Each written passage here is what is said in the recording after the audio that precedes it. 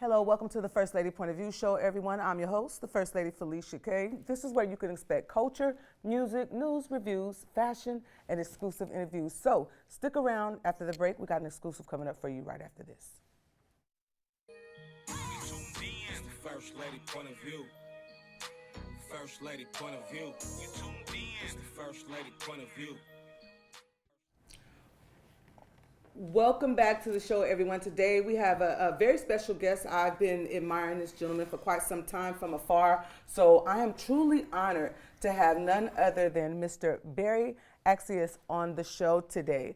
Welcome to the show. Got my last name right. Oh, thank you. I know, right? I see you was like, yeah. I was nervous about that because it's to me you're royal, so you don't want to fumble that, right? No doubt. I appreciate that. Blessings, Queen. Blessings. I'm just gonna get right into it. First of all, people around here that know me know that you were one of my dream guests. If Really? you would. Yes, Whoa. because I've followed you for quite some time as far as what you do, and this is not like a social media follow. I'm talking about like my previous guests on the show said that they would watch you on TV all the time and followed you in that sense, and me too. I'm that person too. I would watch like. You still watch the news? Yeah, I still watch the news, and then I would see clips of you like where other people would post clips from things that you talked about on the news on YouTube as well, and I just was like, oh my God, he get it. Yeah. He get it. So when God aligned me and put me in a position, I was like, oh my God, I got to get him on the show. So I'm just so honored that you're on the show, and like I said, you get it. And our topic today, we're gonna get right into it. Yeah, I know you're a busy man. No doubt. Got things happening. Yeah, right. But I do want to talk. We're gonna talk about something lighthearted real quick. For sure. Because we got to do that too. Let people know the good, the happy. Yeah. Right. I want to commend you for bringing something back that was a part of my childhood. Man, you brought back the festival in the park at Natiview Park. You see, you guys get that listen, right? I got the shirt for you too. Okay. Just let me know your size. I got you. Okay. Don't even worry I'm a medium, about y'all. So make sure if y'all see me in the street, run her the shirt. Hey, I need no that, doubt. but I got you. You know what? I want to tap on that because that's like. That was so that won my heart. I can't even make anything else to say. I was really excited about that. We grew up on that, sure. and it was back in the day. It was nice, and you just brought back that happy, and then I'm watching everybody out there, and wasn't nobody watching they back, looking over their shoulder, and it was just a beautiful time, man. With the weather. Man, so what made you want to do that? Where did that come from? Because it was necessary. Absolutely. And everybody was sitting on it, and nobody wanted to do it. You pulled the trigger. There it is. And I think for me, I'm a doer, and I challenge people about what they do. Okay. So I'm not just going to talk about it. And I think that sometimes scares people because I'm super consistent in what I say I am going to do. I usually do it. It's like I have a 95% on about things I say I'm going to do. There's not too often I'm going to just say something and I just put it away. That's usually going to happen. And I felt like, I remember when on the unfortunate murder of a father in Meadowview Park when they had that incident right there. I remember being there because this is kind of when we were rolling out some of the gang intervention and prevention stuff that Sacramento had not even really done since like 2011. And I remember saying at the podium, we had the press conference there, probably a few days after the murder. And I said, why is there a lack of opportunity here in Meadowview? And I pointed over to the other side of Delta Shore. I said, but when you look over there across the way, there's all this opportunity growing in another area. Meadowview deserves and it needs to be looked at the same way as anything else. Yeah. And I told people when people were asking why there, I said, if you really think about it, there's been more shootings downtown and things happening downtown in other areas than in Meadowview. The safe just to keep it 100. Yeah. And then at the same particular time, when I say I'm a doer, I challenged the community before and I challenged the community again. I said, this is what you want, because we're so quick to say, we need this, we need that, but no one wants to step up and do it. Right. And for all I call them haters or instigators or those folks that don't understand the mission, for all those people that said, well, I'm not from there, but I've done so much community work there. Free shoes, when the pandemic first hit, me and my brothers, the 3 black chefs, we were the first ones that really started doing the whole food giveaways before the pandemic really became what it was in the pandemic. Yeah. And we served over 20,000 families. And then that's actually a whole brand. That's a Yeah, whole the business. three. That's a whole other thing. Yeah, I got yeah. a few brands, right? I know. And then before that, in 2018, after Stephon Clark's murder, and mind you, I was one of the catalysts, as well as other organizations and other individuals that propelled that situation. The situation that a lot of us knew was about to happen. We were right there in the midst of that. You know what I mean? Doing what we were supposed to do. I held the Summer Nights of Impact program where we served the community, hired over 40 youth to work, and was right there at the Pinnell Center. And I started food programs there as well in 2014. So folks can't really tell me too much about I'm not from, I'm out here serving.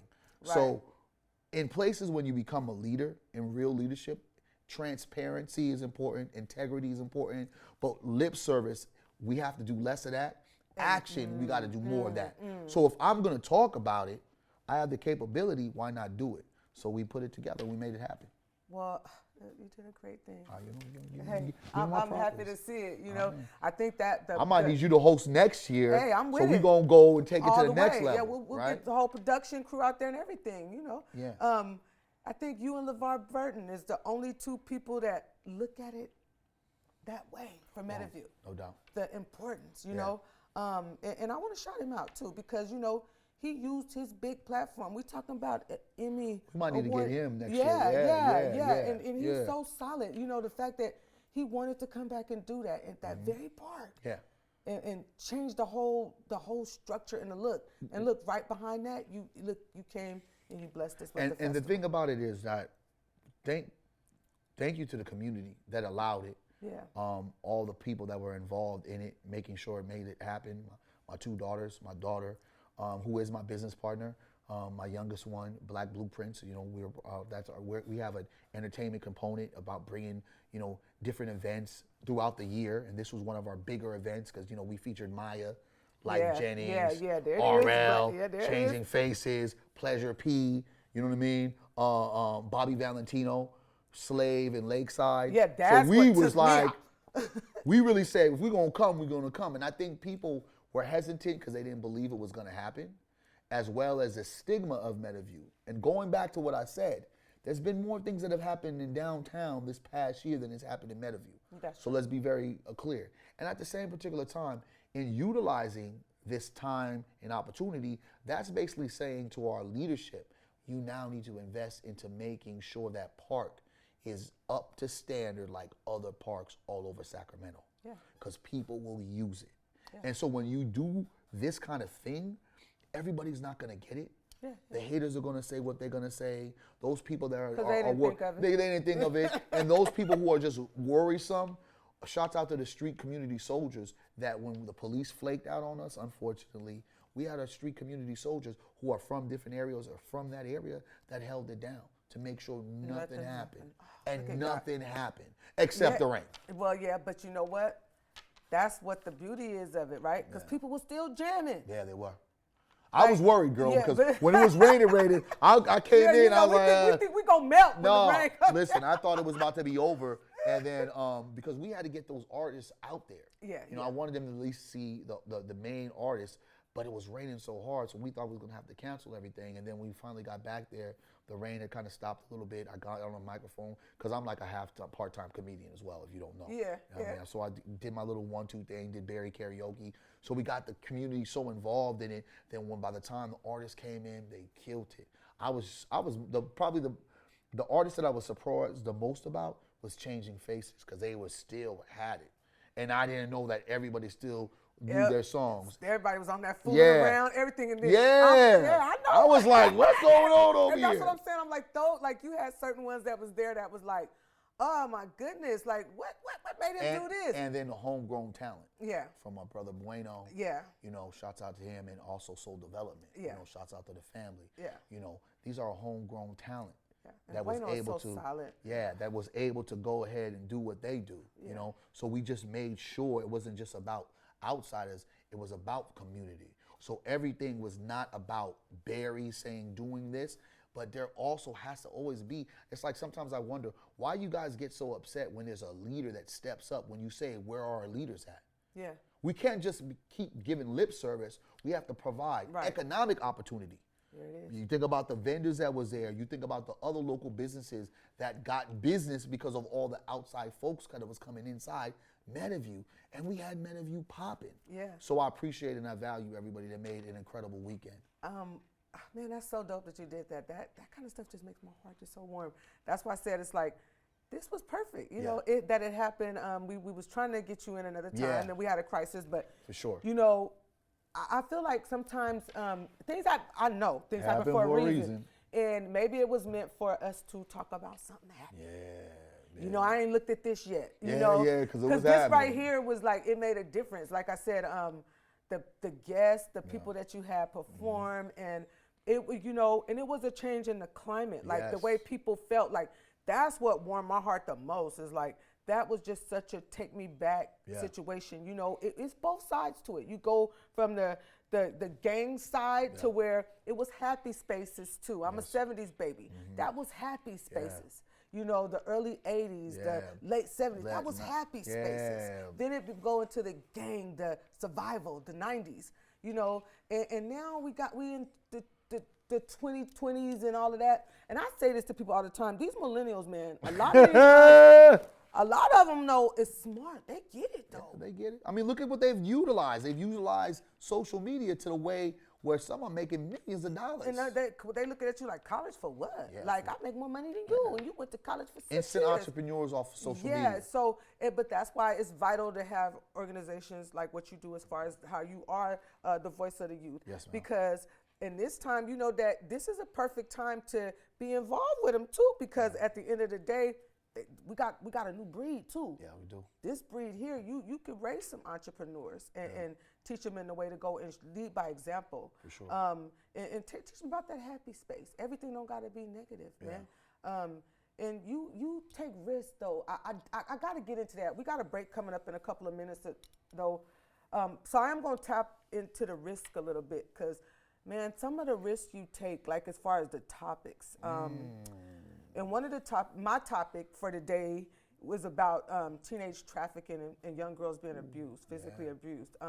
The highest rate of African American and Latino Americans being abused, the age category, is the age 14 to 19. And a lot of people don't know that. You think it's middle-aged black women, middle-aged Latino women at home getting beat. It's your teenage daughter, 14 to 19.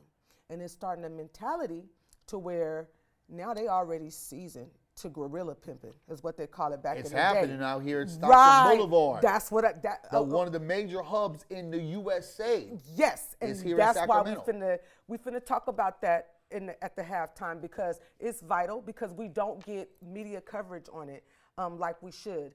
And that was one of the main things, other than all your due diligence, don't get me wrong, that attracted me to how you move, is the not being scared to touch on things like that. You are one of the only people in Sacramento that I hear talk about that when we have the highest rate of it. People don't know that. Domestic violence on black women.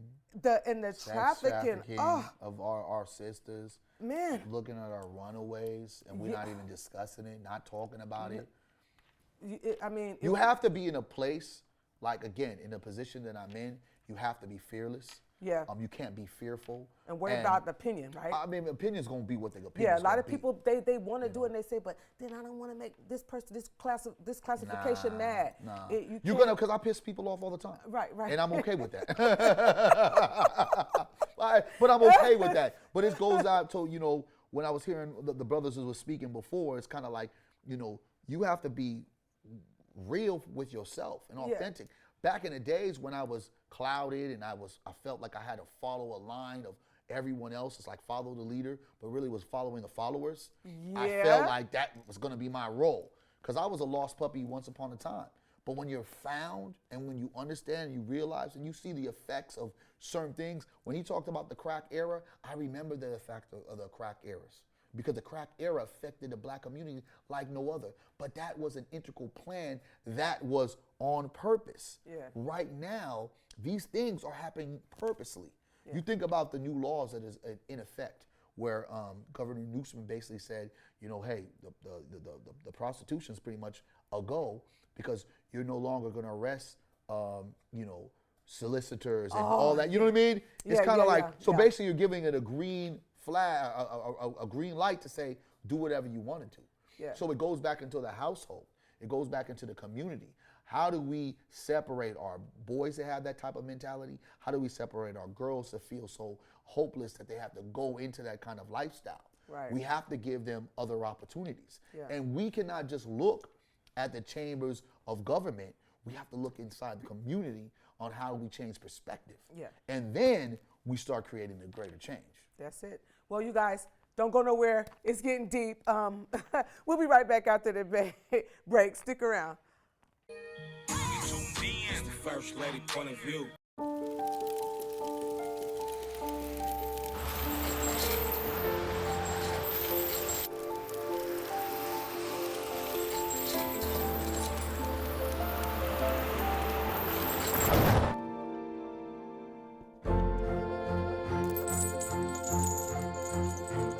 Did you know dragging chains can spark a wildfire?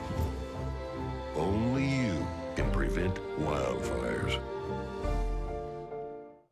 Welcome back to the show, everyone. We're going to get right into it. I got the voice of the youth here on the show today. And like I said, to me, he's just the king of all things. So, Berry, oh man, once again, thank you for being on the show. I mean, it's so much stuff I want to talk to you about. Like, my head is all over the place. You want to talk about Accius? Yeah. About it's like all this stuff. Entrepreneurship, yeah, whatever. I got you. I know. You the man for it.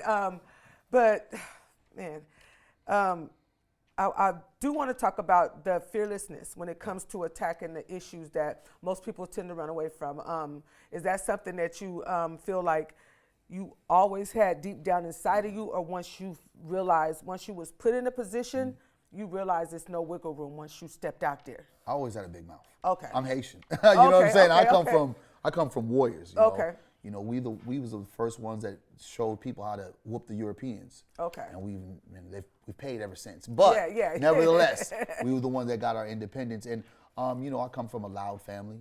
You know, originally from New York, moved to the Bay Area when I was a youngster, and just being around, I think, the revolutionary era, right? You know, we talk about the age of hip hop, when young black people were getting voices, you know. And what's so beautiful about the era, the golden era of hip hop, when you talk about Big Daddy Kane, you talk about, you know, the Eazy-E's, the Poor Righteous Teachers, you talk about the X-Clans, you talk about the Public Enemies and all these, Kid and Play, MC Hammer. Yeah. He had all these different variety of voices. That's kind of where I feel myself started recognizing a voice, as well as looking at my leaders of Malcolm X, Martin Luther King, Marcus Garvey, and just kind of channeling it. And when I talk about the music always seemed like it connected to a higher level at that particular time. Yeah, we had some things, we danced around, but even if you think about NWA, a lot of their music was conscious. I mean, they were talking about some real street stuff. But that go with it. Yeah, but it was connected, because if you listen to a lot of the stuff that they were saying, they were being like our cameramen, our reporters of what was happening in the streets. So I think that when growing up the way I grew up, having a loud auntie, a loud dad, and just kind of my heritage, my background, I've always been a loud dude. Okay. And it's just figuring out, was I going to use my loud voice for righteousness, or was I going to use it for corruption? Okay. So, or you could have just went into Congress and just been, you know, a politician. Well, I could have just been maybe a singer or a rapper, you know what I'm saying, an actor. But I'm glad you on this side with it, because, you know, everybody don't got that ability to just get out there and take those risks and put yourself on the front lines. And like I said, I always see you in the sticky places. Yeah. And it could be in the wee hours of the morning, and if it's a tragedy that affected the people, you are there. Yeah. You are consoling the family. For sure. You're explaining that this is something that could have been prevented with teamwork, unity. I feel like what I've learned, especially with media, we've had this fractured relationship, the black community and media. And once I learned in the Mike Brown situation, I learned how to utilize media to create our narrative, right? Our perspective was important. Our black voices needed to be heard, but how do we channel it? And when I'm in here doing the work that I'm doing, I'm articulating the pain, I'm articulating the thoughts of the families and other people, or hoping to prevent a situation like that. Okay. So many times, and it's very unfortunate, when a person, you know, would see me on TV and I'm doing consoling the family, I'm speaking out, we're trying to get justice for their loved ones. They would see me and they would say, "Thank you, Berry, for all you do." And then about a month or maybe even a year later, it will be them in that same position. Like, that's the scariest part about this, right? Because there's so much stuff that happens, right? And then they become advocates. Yeah. My thing when I really moved into the more of the advocacy part of doing this work was I don't want to be that person that said I should have done something beforehand.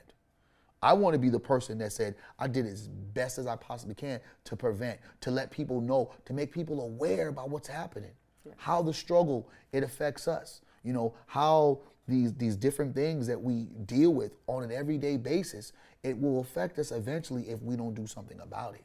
So I feel like I've navigated enough to be able to say, I'm not going to focus on just white accountability. I'm going to focus on black accountability. Yeah, absolutely. And those are dope. Yeah. Black accountability is a word that is literally a curse word in our community. Yes. Because we want to point fingers, At everybody else, excuses. and that, we want to enable. Yeah. So my thing was like, I'm not going to enable these individuals and allow folks to just walk around here and think that it's okay. No. Because the more and more we allow folks to not be accountable for their actions, is the more and more we allow folks to just continue to do whatever they want to do. Yeah. And I feel like that's one of our biggest issues. We are not being accountable of our own. Yeah. So it's almost as if we're like, well, they did it. Well, that's not us. That's not, hello. Right, you know what I'm saying? This is just this big situation that's going on right now. You have Brett Favre, who stole millions of dollars from a welfare scam he did. But then you have the Boston head coach cheated on Miss Nia Long, you know what I mean? And then you have another incident with a few other black guys that have done something. Those are headlines. I thought that blew my mind. I'm like, he in trouble for cheating on Nia Long. They ain't even married. But listen, you got a All-American, Super Bowl, NFL legend, white guy that's taking millions and millions of dollars over years, who's made over hundreds of millions of dollars playing in the NFL. And you know, if it was Keisha Jones, who messed up 5 cents. Yeah, $5, she out of here. She's in jail tomorrow. So my thing is about, we have to kind of look at us as a whole about what do we consider is important. Okay. And that's why I'm the type of person to kind of bring us back to focusing on what's important. Okay. Because we're too swayed and we're too controlled and centered by celebrities. Yep. And whatever media deems to be, this is what you Negroes need to focus on. So in the Black Lives Matter movement, we focus so much on police brutality and forgot about everything else. Well, and look at the scandal they in right now, the founder of Black Lives Matter. But they got her in the headlines for stealing money. Yeah, but the more or less, let's forget about the scandal. Look at the pandemic black people are in. Yeah. Because we are killing each other at Exactly. such an alarming rate that a brother who's an artist can't even go to Roscoe's with his girlfriend without getting stuck up. You know what I mean? Yeah, and that breaks my heart. That was a hard topic for me because I know PNB Rock personally from my main source of employment. He was one of our startup artists that we was developing and working with, and we had just sat down with him in June and in December, and he took a break and he came back to us, and in June he talked about, almost he predicted this. Wow. He talked about having to always keep his head on a swivel in LA and how you could just be out with your kids, they don't care. He said, and I be telling my girl, like, we could just be at the local store and I tell her, get off the phone, you gotta pay attention. He said, because I'm always seeing people sizing me up like they're gonna try me today. Yeah. And it's just so heartbreaking to 4 or 5 months later, that's how we die. It happens. And because we've normalized the negativity and we've normalized deaf culture. Yeah. And we've just normalized being able to do anything and everything. Yeah. And that's why when you talk about sex trafficking, why it's not talked about. We talk about abuse. why it's not talked about. You talk about domestic violence against black women, why it's not talking about. Murder against black women, why it's not talked about, because we've normalized it. Okay. And we have become so, don't say anything, because we want to gear these issues to some other, like some other thing. And I get it, because we know when you look down and break down the history of white supremacy and what it's done to us, the effects that it has. But then I also say everyone is given a choice to make the right decision. Yeah, or the wrong decision. I got great white people in my life. You know, so it is all about, you know, I know that some of them are bad, just like some black people are bad. Half the black people that are killed by black people nowadays. Proximity. Yeah, so, you know, it is what it is, and so you're absolutely correct about that. See, when it's good dialogue, you guys, it go by so quick. That's it. And I'm here for every bit of it. Tell everybody how they can get in contact with you. Berry Accius, IG Berry Accius, Facebook, and blackblueprintswithaz.com to find other big events. And, you know, we're going to continue to keep pushing, continue to tap in with Voice of the Youth, because we always have a lot of great things happening for our youth and happening for our community. The one beautiful thing about what our organization is, we're just not centered and focused on the youth, we're also focused on our community. Yeah. So we find value that if we connect the communities together, what we do is we wash up the kid and we go back into their households and wash up everything else. Because if you wash up a kid and you bring them back to their dirty household, what do you have? Got to come back and do the same thing all over again. Conditioning, right? You're right. Oh man, I'm here for it. I salute you, King. You fighting a good fight, and you totally get it. To whom much is given, much is required. You get it, and you. So put the it crown out is still there. on my head? Yeah, you got it, and it's not, it ain't even gangster leaning or nothing. I appreciate it's you, right there love. like it is. It's supposed to be, and I look forward to dialoguing with you again.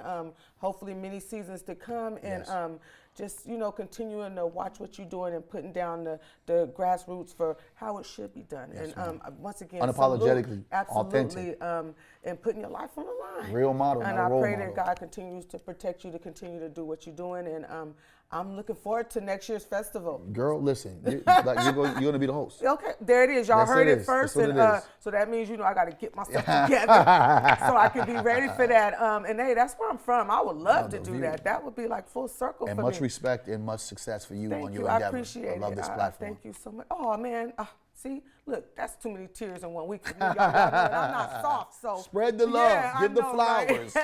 No doubt. Thank you guys, man. I appreciate you guys for taking a ride with me, man. We're going to do it all over again real soon. Make sure you tap in with Berry on all of his social accounts and the Voice of the Youth. Make sure you go check that out as well. And just get involved. And accountability is key. We got to stick together as the people before we look to others to do it for us. That's not how it works, you all. It's not, I promise. And, you know, as always, reach back for those that are coming up behind you and pay homage to those who did it before you. It's free and you'll feel good about yourself. Until next time, peace, one love, may God bless your hustle.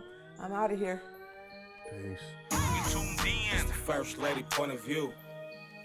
First Lady point of view. You tuned in. It's the First Lady point of view.